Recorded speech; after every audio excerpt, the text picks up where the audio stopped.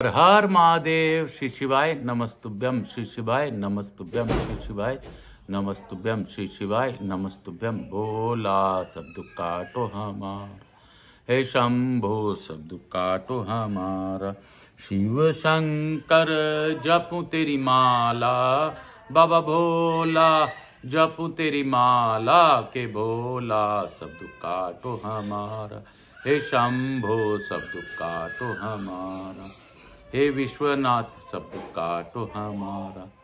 आज 7 अगस्त 2024 दिन बुधवार और तृतीया श्रावण तीज की सबको बधाई।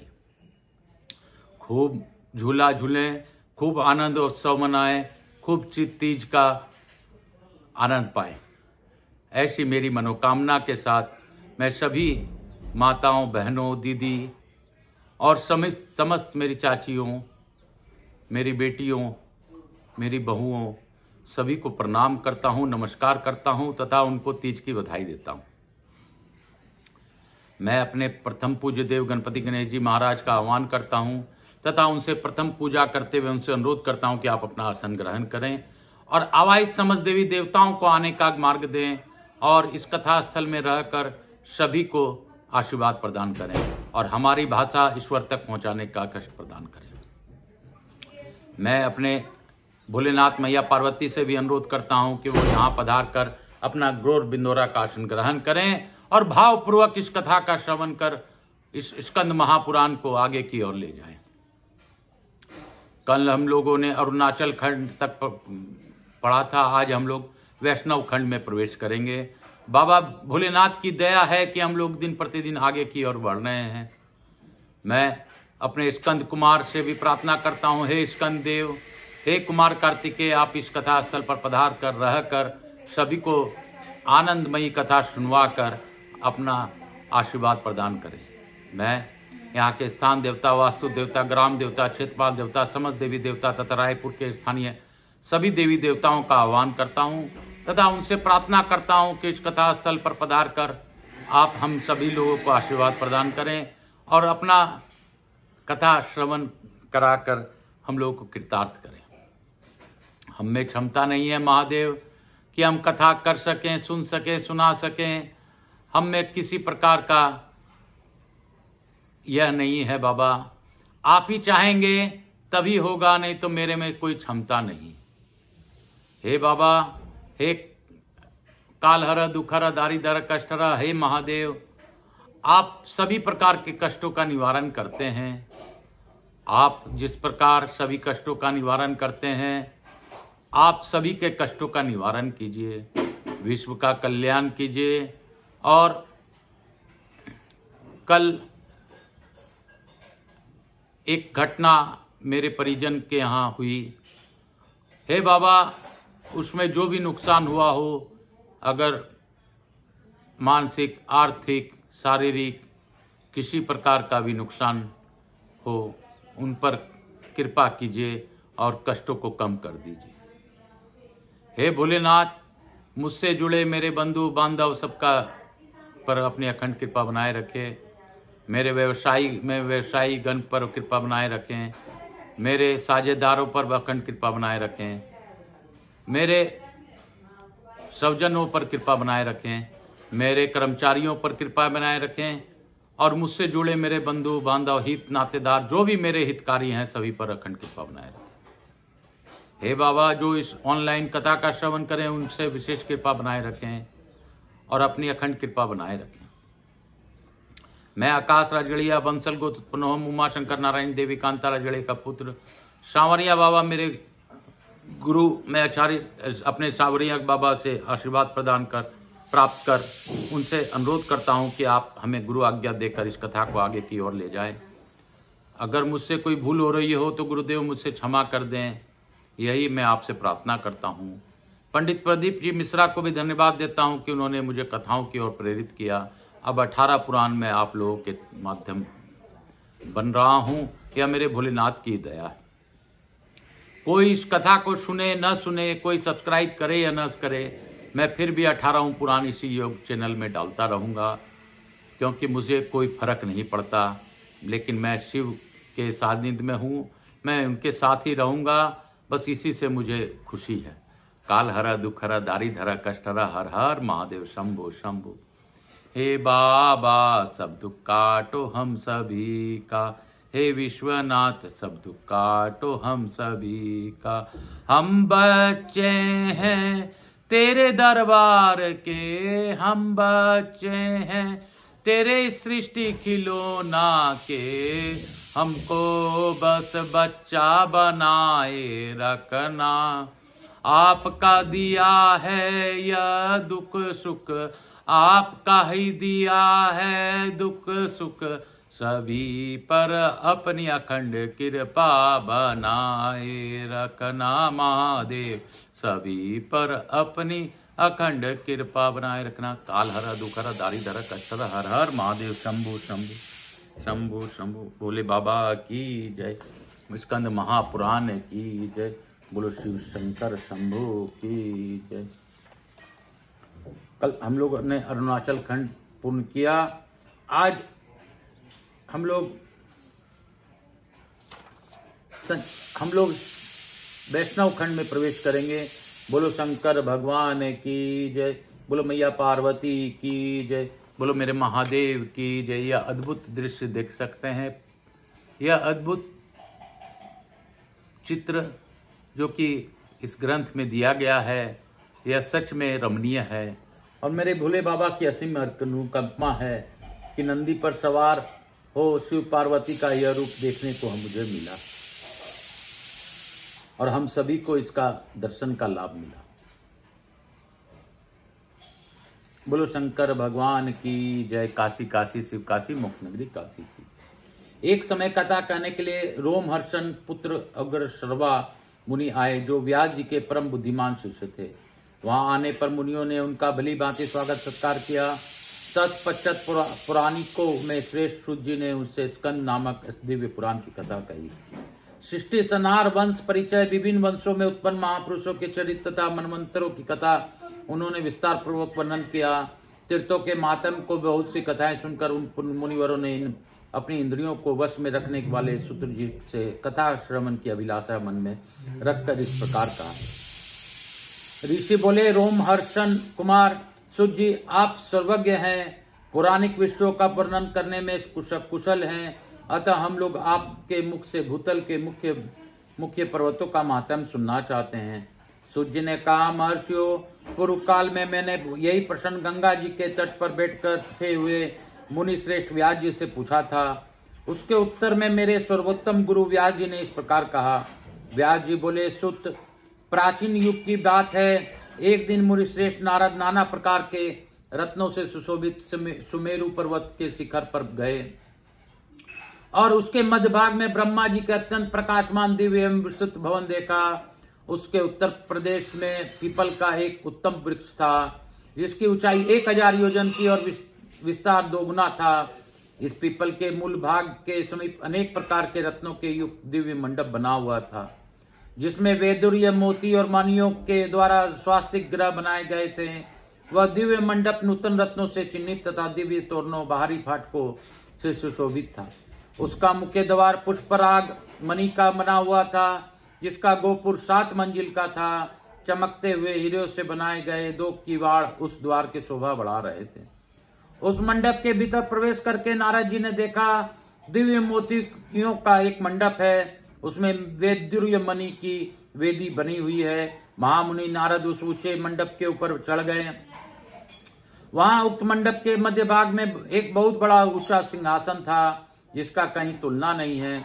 उस मध्य भाग में सहस्त्र की सुशोभित दिव्य कमल था, जिसका रंग श्वेत था। उसकी प्रभा सहस्त्रों चंद्रमाओं के समान थी। उस कमल के मध्य में 10,000 पूर्ण चंद्रमाओं की से अधिक कांतिमान कैलाश पर्वत के समान आकार वाले एक सुंदर पुरुष बैठे हुए थे। उनकी 4 भुजाएं थी, अंग अंग से उदारता टपक रही थी। वरा के समान मुख था। वे परम सुंदर भगवान पुरुषोत्तम अपने चारों हाथ में शंख, चक्र, अभय एवं वर्म धारण किए हुए थे। उनकी कटी भाग में पीतांबर शोभा पाता था। दोनों नेत्र कमल दल के समान विशाल थे। शोभायमान सौम्य मुख, पूर्ण चंद्रमा की शोभा को तिरस्कृत कर रहा था। मुखारबिंद से धूप सी सुगंध निकलती थी। सामवेद उनकी ध्वनि, यज्ञ उनका स्वरूप, शुक्र उनका मुख था और शुरुआ उनकी नासिका थी। मस्तक पर धारण किए हुए मुकुट के प्रकाश से उनका मुख अत्यंत उदासित हो रहा था। उसके वक्ष स्थल में श्रीवत्स का चिन्ह बना शोभित था। श्वेत यज्ञोपवीत धारण करने से वह उनकी श्री अंगों की शोभा और भी बढ़ गई थी। उनकी छाती चौड़ी और विशाल थी। वे कौस्तुम मणि की दिव्य प्रभा से दीप्यमान हो रहे थे। ब्रह्मा, वशिष्ठ, अत्रि, मार्कंडेय तथा भृगु आदि अनेक मुनीश्वर दिन रात उनकी सेवा में संलग्न रहते थे। इंद्र आदि लोकपालों और गंधर्व से सेवित देवेश्वर भगवान के पास जाकर नारद जी ने प्रणाम किया और पृथ्वी को धारण करने वाले उन बराह भगवान का दिव्य उपनिषद मंत्रों से स्तवन करके अत्यंत प्रसन्न हो वे उनके पास ही खड़े हो गए। इतने में दिव्य दुदुम्बी बज उठी। तत्पश्चात वहां पृथ्वी देवी का शुभागमन हुआ। रत्नों सहित समुद्र के सदृश दिव्य वस्त्र धारण करके वे बड़े शोभा पा रही थी। इला और पिंगला नाम वाली 2 सखियां उनके साथ थी। उन दोनों के लाए हुए फूलों को लेकर पृथ्वी देवी ने भगवान वराह के चरणों में बिखेर दिया और देवेश्वर को प्रणाम करके वे दोनों हाथ जोड़कर उनके आगे खड़ी हो गई। तब भगवान वराह ने कहा, पृथ्वी देवी, मैं तुम्हें शेषनाग के सुखदायक मस्तक पर बिठाकर और संपूर्ण विश्व को तुम्हारे ऊपर स्थापित करके पर्वतों को तुम्हारा सहायक बनाकर यहाँ आया हूँ। फिर किस लिए तुम यहाँ आई हो? पृथ्वी बोली, भगवान, आपने पाताल से मेरा उद्धार करके ऊंची रतन सिंहासन की भांति शेषनाग के रत्न युक्त मस्तक पर जो सहस्त्रों फनों से सुशोभित हैं मुझे बिठाया है। इस प्रकार मुझे भली भांति स्थिर करके मुझे धारण करने में समर्थ पुण्यमय पर्वतों को भी मेरे ऊपर स्थापित किया है। जो आपके ही स्वरूप है महाभाव पुरुषोत्तम, उन पर्वतों में से जो मेरा आधारभूत मुख पर्वत है उनका मुझे परिचय दीजिए। श्री भगवान वराह ने कहा, सुमेरु, हिमवान, विंध्याचल, मंदराचल, गंधमादन, सलग्राम, विचित्रकूट, माल्यवान, परियात्रक, महेंद्र, मलय, सिंहासन, रेवत तथा मेरु पुत्र अंजन, जो बड़ा भारी स्वर्णमय पर्वत है। वसुंधरे, ये सभी श्रेष्ठ पर्वत तुम्हारे आधार हैं। मैंने देव समूह और ऋषि समूह के साथ इन पर्वतों का सेवन किया है। माधवी, इनमें जो श्रेष्ठ पर्वत है उनका यथार्थ वर्णन करता हूँ, सुनो। देवी, सालग्राम, सिंहाचल तथा गिरिराज गंधमादन, ये उत्तम शैल हिमालय की और उत्तर दिशा में स्थित है। वसुदेव, अब मैं दक्षिण के प्रधान पर्वतों का नाम बतलाता हूँ। अरुणाचल, हस्ती पर्वत, ग्रहाचल तथा घटिकाचल, ये सभी श्रेष्ठ पर्वत क्षीर नदी के समीपवर्ती है। हस्ती पर्वत से 5 योजन उत्तर स्वर्णमुखरी नामक उत्तम नदी बहती है। उसी के उत्तर तट पर कमला सरोवर है, जिसके किनारे सुखदेव जी के वर देने वाले तथा भक्तों की पीड़ाओं का नाश करने वाले भगवान श्री कृष्ण बलभद्र के साथ निवास करते हैं। सुचित वाले वानप्रस्थ मुनि सदा उनकी आराधना करते हैं। कमला सरोवर से उत्तर 2 कोश की दूरी पर कल्प वृक्षों से सुशोभित श्रेष्ठ वन में वेंकटेशाचल नामक प्रसिद्ध पर्वत है, जो भगवान विष्णु का महान आश्रय है।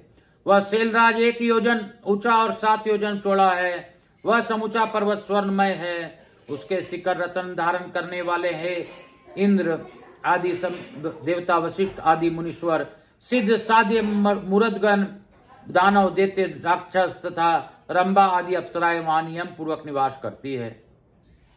नाग, गरुड़ और किन्नर वहां तपस्या करते हैं। इन सब से सेवित अनेक नदियां हैं, जिनका दर्शन भी पुण्यप्रद है। पृथ्वी, उस पर्वत पर अनेक प्रकार के दिव्य सरोवर शोभा पा रहे हैं। अब सब तीर्थों से मैं प्रधान चक्र आदि तीर्थों का वर्णन सुनो। चक्र तीर्थ, देव तीर्थ, आकाश गंगा, कुमार धारिका तीर्थ, पापनाशन तीर्थ, पांडव तीर्थ तथा स्वामी पुष्करनी तीर्थ, ये 7 तीर्थ उस उत्तम नारायण गिरी वेंकटाचल पर सर्वश्रेष्ठ माने गए हैं। इन 7 पर में भी सबसे श्रेष्ठ कल्याणमयी स्वामी पुष्करनी है। भूदेवी, इस स्वामी पुष्करणी के पश्चिम तट पर तुम्हारे साथ में निवास करता हूँ और दक्षिण तट पर संपूर्ण जगत के स्वामी भगवान लक्ष्मी निवास विष्णु विराजमान है। समुद्र वसना पृथ्वी वह स्वामी पुष्करणी गंगा आदि संपूर्ण तीर्थों के समान है। तीनों लोकों में जो तीर्थ सरोवर और नदियां हैं उन सब का अधिपति स्वामी पुष्करणी तीर्थ को प्राप्त है। उस परम पवित्र स्वामी पुष्करणी तीर्थ का सेवन करने के लिए दिव्य गिरी वेंकटाचल पर संपूर्ण तीर्थ निवास करते हैं। उनमें भी 6 सबसे प्रधान हैं। माधवी, अब मैं तुम्हें नारायण गिरी का महत्व बतलाता हूँ, ध्यान देकर सुनो। देवता, ऋषि तथा सनकादि योगी सतयुग में अंजन गिरी को, त्रेता में नारायण गिरी को, द्वापर में सिंहाचल को और कलयुग में श्री वेंकटाचल के परमात्मा भगवान विष्णु का निवास स्थान करते हैं। अन्य विद्वानों का भी यही मत है। जो सहस्त्रों योजन दूर से अथवा द्वीपांतर से पहुंचकर भी गिरिराज वेंकटाचल को प्रणाम करता है, उसे प्रणाम करने के उद्देश्य से उसकी दिशा की और भक्ति भाव से मस्तक झुकाता है, वह सब पापों से मुक्त हो विष्णु लोक में जाता है। उस पर्वत पर भी जो 6 प्रधान तीर्थ है उनका समय अनुसार महात्म बतलाता हूँ। माघ मास में जब भगवान सूर्य कुंभ राशि पर स्थित हो तब मधा नक्षत्र युक्त महातिथि पूर्णिमा को गिरिराज वेंकटाचल पर जो कुमार धारिका नाम वाली पुष्करणी है वह समस्त लोगों को पवित्र करने वाली हो जाती है, जिसके तट पर कृतिका और अग्नि से उत्पन्न पार्वती नंदन स्कंद देव सेना के साथ भगवान विष्णु का पूजन करते हुए निवास करते हैं। उस तीर्थ में जो मध्याह्न काल में स्नान करता है उसके पुण्य फल को श्रवण करो।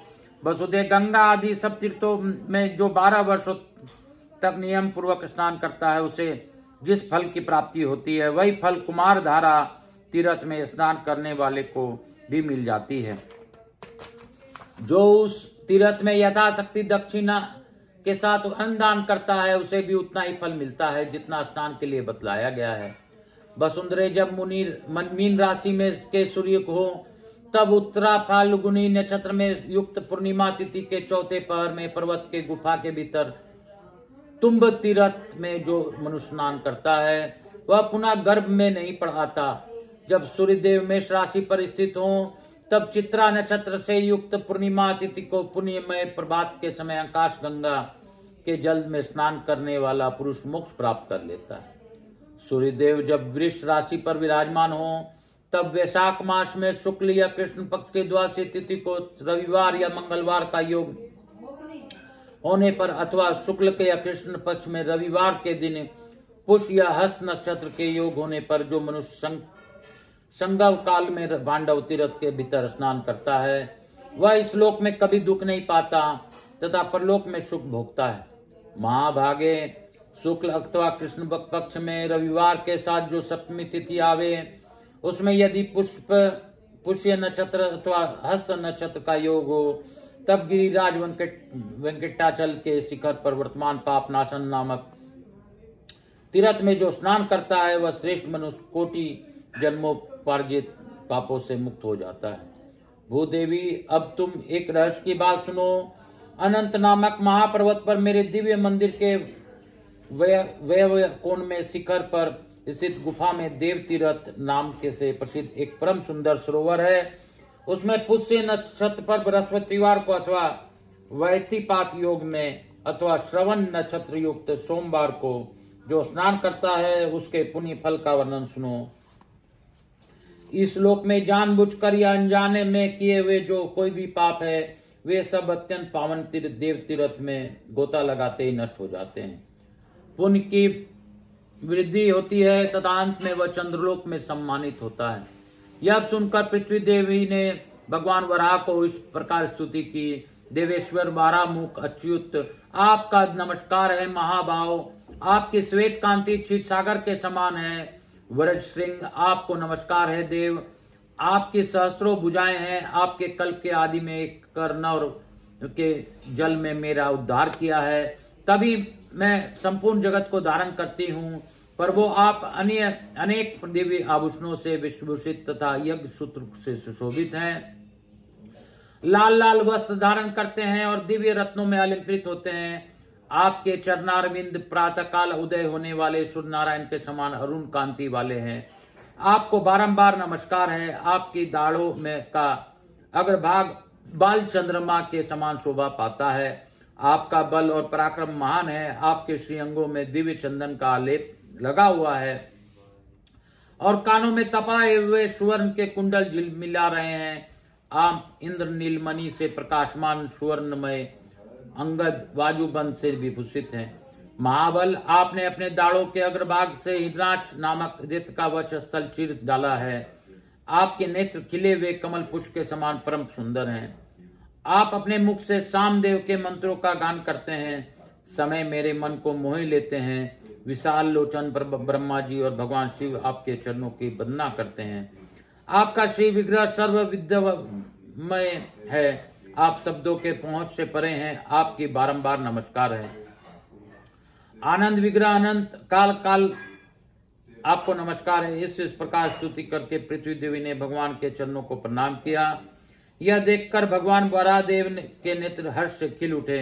उन्होंने पृथ्वी देवी को साथ लेकर गरुड़ पर आरूढ़ हो वहां से वृषभाचल वेंकट गिरी को प्रस्थान किए।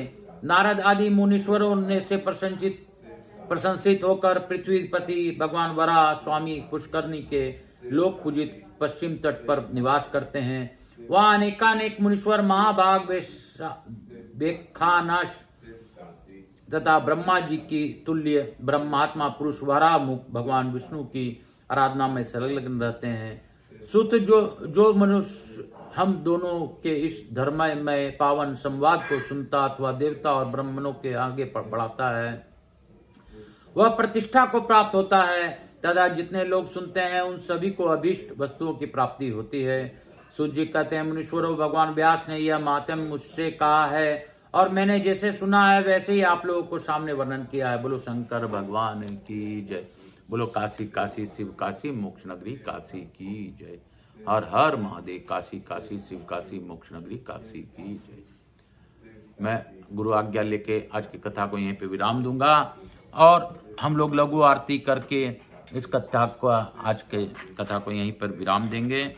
और मेरे भोलेनाथ से मैं फिर मनन करते हुए प्रार्थना करता हूँ कि बाबा आप सभी के कष्टों को तारिए। बाबा आप कलयुग में सर्वोपरि हैं और आपके सिवाय इस कलयुग में कोई किसी की को कुछ दे भी नहीं सकता। महादेव दया कीजिए, दया कीजिए। कपूर गौरम करुणावतारम संसार सारम भुजगेंद्रहारम सदा वसंतम हृदयारविंदे भवम भवानी सहितम नमामि। हर हर महादेव। काल हर दुखर दारिधर कष्टर हर हर महादेव। हर हर महादेव। काल हर दुखर दारिधर कष्टर हर हर महादेव। श्री राम जय राम जय जय राम। श्री राम जय राम जय जय राम। श्री राम जय राम जय जय राम। यहाँ के स्थान देवता वास्तु दूता गणेश जी लक्ष्मी जी महारानी रिद्धि सिद्धि शुभ माता देवी व पितृदेव व सब पितृ देवताभ्याम नमो नमः। श्री शिवाय नमस्तुभ्यम। श्री शिवाय नमस्तुभ्यम। हर हर महादेव। काल हर दुखर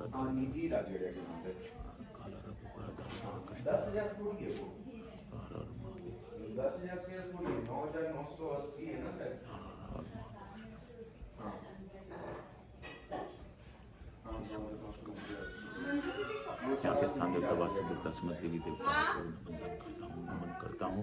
भक्त वत्सलाय नमो नमः। स्कंद महापुराणाय नमो नमः। समस्त देवी देवताभ्यो नमः। हर हर महादेव। श्री शिवाय नमस्तुभ्यम। शीतलीकरण अहम करिष्ये। हर हर महादेव। यहाँ घर में दिखा के इसको बाहर रख देता हूँ। हर हर महादेव। हर हर महादेव। हर हर महादेव। हर हर महादेव। शीतलीकरण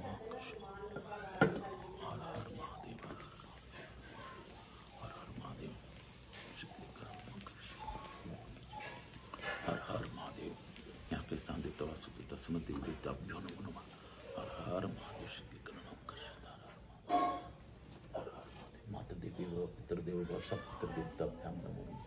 हर हर महादेव। मैं प्रथम पूज्य देव गणपति गणेश जी महाराज, लक्ष्मी जी महारानी, रिद्धि सिद्धि शुभ लाभ कुबेर जी महाराज से अनुरोध करता हूँ कि आप हमारे यहाँ निवास कर अखंड कृपा बनाए रखें। अवाइज समझ देवी देवताओं से अनुरोध करता हूँ कि आप अवाइज समझ देवी देवताओं से अनुरोध करता हूँ कि आप हमारे ऊपर अखंड कृपा बनाए रखें और हमें आशीर्वाद प्रदान कर अपने स्थान को गमन करें, पुनः बुलाने पर पधार कर आशीर्वाद प्रदान करें। मैं अपने भोलेनाथ मैया पार्वती को धन्यवाद देता हूँ, उन्होंने इस भावपूर्वक कथा का श्रवण किया और हमें वराह रूप में भगवान आपने अपना दर्शन दिया, इसके लिए कोटि कोटि धन्यवाद। हे महादेव, आपकी दया सभी पर बनी रहे, ऐसी मेरी प्रार्थना है। आप प्रसन्न होकर सभी को आशीर्वाद प्रदान करें और हम लोग पर अपनी अखंड कृपा बनाए रखें। मैं स्कंद कुमार से भी अनुरोध करता हूं कि आप हम सभी को आशीर्वाद प्रदान करें और इस भावपूर्वक कथा का आनंद मिलता रहे, ऐसी कृपा बनाए रखें। हे महादेव, मैं आपसे बार बार मांगता हूं और मांगता रहूंगा। मेरे कष्टों को तो आप जानते ही हैं, उसका भी आप निवारण आप ही कर सकते हैं। इस सृष्टि में मेरे कष्ट और कोई नहीं दूर कर सकता। महादेव, मैं बहुत अंदर से दुखी हूँ, लेकिन फिर भी आप ही के पास रोता हूँ और रोता रहूँगा, क्योंकि आपके सिवाय मुझे कोई जान भी नहीं सकता। बाकी सब मेरा हंसी या मजाक उड़ाते हैं, लेकिन फिर भी मैं अपने उपवास से नहीं घबराता और मेरे सोच के बारे में कोई कुछ सोचे, मुझे कोई फर्क नहीं पड़ता। हे महादेव, मैं आपके शरण में हूँ और रहूँगा। मेरा जो जीवन है मैंने आपको समर्पित किया है। आप जैसा मर्जी वैसा मेरे साथ कीजिए। मेरे व्यापार से जुड़े मेरे सभी लोगों पर अपनी अखंड कृपा बनाए रखिए और जो इस कथा का ऑनलाइन श्रवण करें उन्हें विशेष कृपा बनाए रखिए। जो मेरा सब्सक्राइबर बने उनका सभी कृपा कष्टों का निवारण कर दीजिए महादेव, यही आपसे प्रार्थना है। काल हर, दुख हर, दारिद हर, कष्ट हर। हर हर महादेव शंभु शंभु। हर हर महादेव, घर घर महादेव, हर हर महादेव। बम बम भोला, बोल बम का नारा है, बाबा एक सहारा है। बोलो बम, बोल बम, बोल बम, बोल बम।